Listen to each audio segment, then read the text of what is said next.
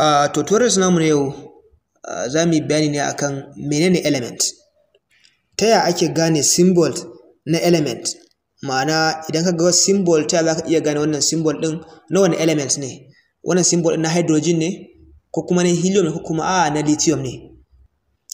Ku biyo mu a cikin wannan bidiyo namu tun daga farko har ƙarshe dangane da za mu kawo muku misalai kala-kala, misalai daban-daban waɗanda za su gamsar da ku. Kafin mu je kai tsaye ga gabatar da tutorials ɗin, muna da buƙatar a taɓa mana alamar subscribe, sannan ku taɓa mana alamar ƙararrawa domin samun sabbin tutorials namu na Hausa Tech Team a kowane lokaci. Kar ku manta ku mana liking da shares a sauran groups ba don komai ba domin waɗansu 'yan uwa su amfana. Mun gode.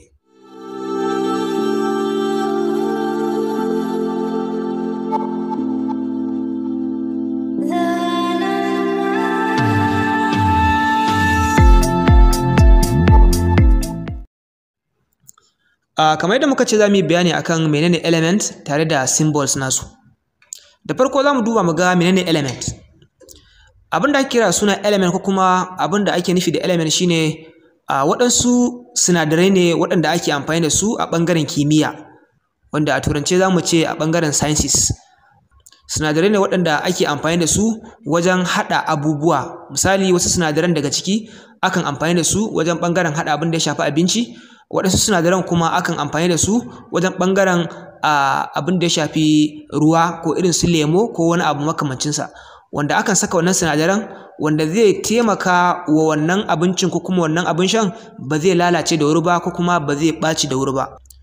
Waɗansu sinadaran kuma daga ciki akan amfani da su wajen ɓangaren haɗa abin da ya shafi abubuwan gine-gine da abubuwan hawa. So duk waɗansu sinadaran akan amfani da wasu daga cikinsu ne. A cikin sinadaran da muke da su ko kuma mu ce element ɗin da muke da su a chemistry za mu ce sun kai guda 118. Amma daga cikin 118 ɗin akan fi amfani da 20 daga cikinsu waɗanda ake kiransu da suna 20 element. Waɗannan 20 element ana amfani da su musamman ga ɗalibai waɗanda suke secondary school daga SS1 zuwa SS3 sukan yi amfani da sinadaran nan ko kuma element ɗin nan guda 20 waɗanda ake kiransu da suna 20 element. Ga ɗalibai waɗanda suke high institutions ma irin ɓangaren diploma, universities, college of health, su ma sukan amfani da waɗannan sinadarai ma'ana waɗannan 20 element.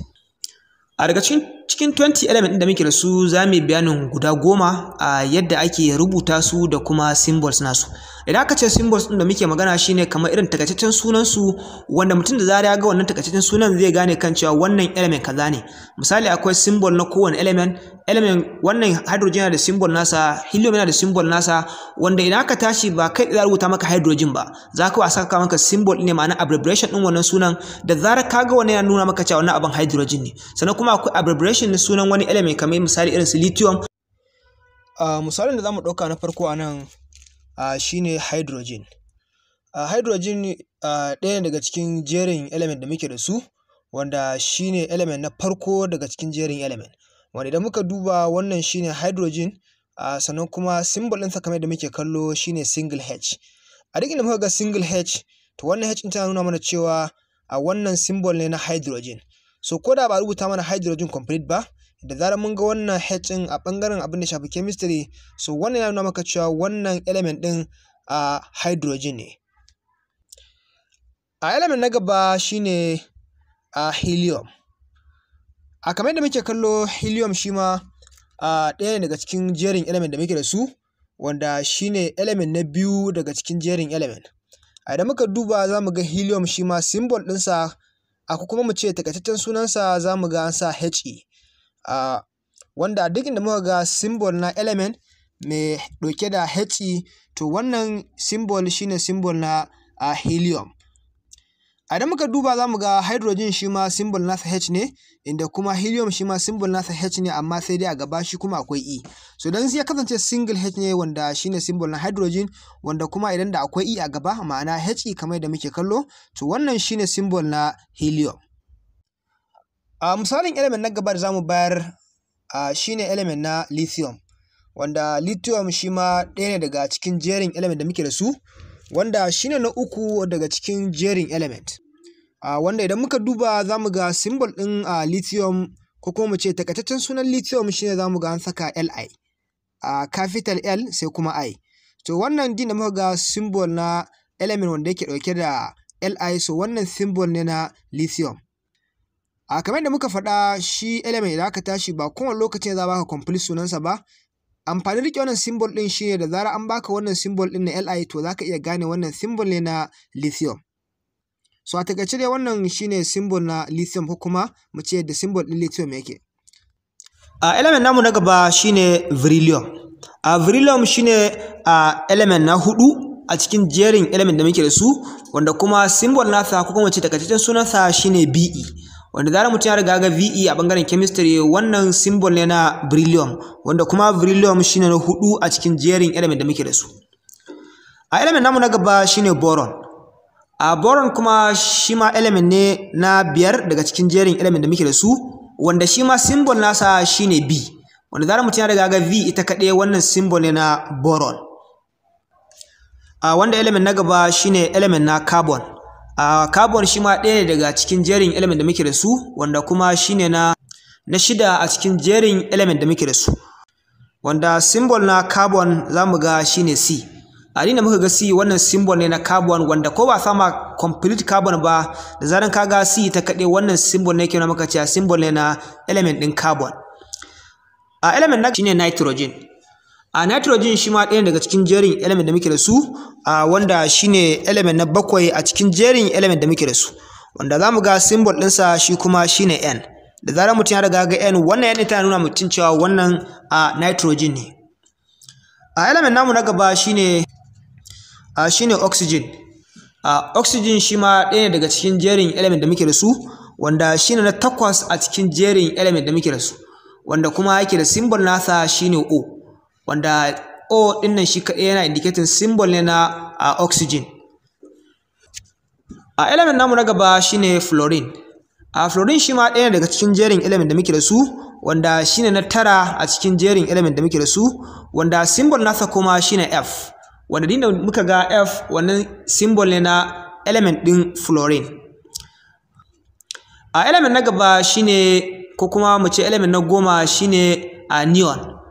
Neon shi ma ɗaya daga cikin jerin element da muke da su, wanda kuma shine na 10 a cikin jerin element da muke da su, wanda kuma za mu ga symbol na neon shine Ne. Da muka ga symbol na Ne shine ke indicating cewa wannan symbol ne na neon. Abin lura a nan gurin shine wajen symbol. Idan muka duba symbol na nitrogen da symbol na neon, abin da ya raba su E ne kawai. Ɗaya yana da E a gaba, ɗaya kuma ba shi da E a gaba.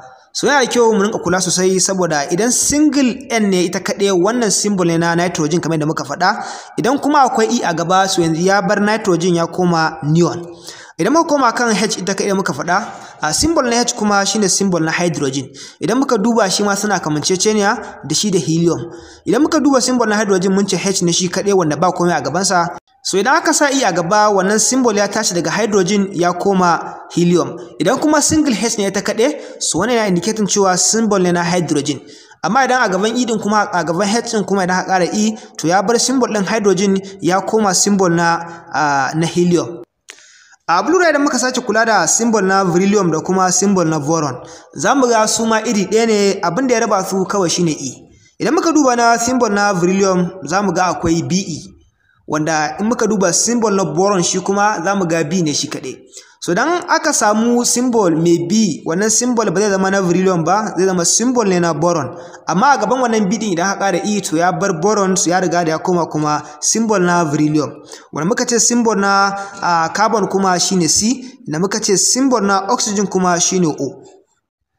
Waɗannan su ne element guda 10 da muka ciro daga cikin 20 element. Ma'ana daga cikin 20 element shine muka fara da element guda 10 na farko, inda muka nuna ya yanayin element ɗin suke, sannan kuma yaya symbol ɗin su suke.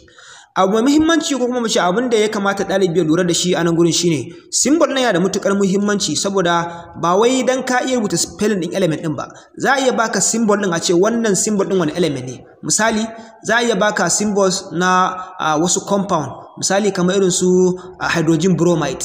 Ba wai kai za a rubuta maka hydrogen bromide ba, za a iya rubuta maka kawai za a iya baka HBr a ce wannan wani compound ne. so kaga wannan hydrogen bromide ne. So haka nan gurin ba rubuta mutum complete hydrogen bromide ba, symbol din aka bayar. So a bangaren chemistry abin da yake da muhimmanci shine bangaren wajen element ba rike sunan bane kadai yake da muhimmanci, rike symbol din ma da mutukar amfani saboda wajen cire molecular formula ko kuma empirical formula na compounds.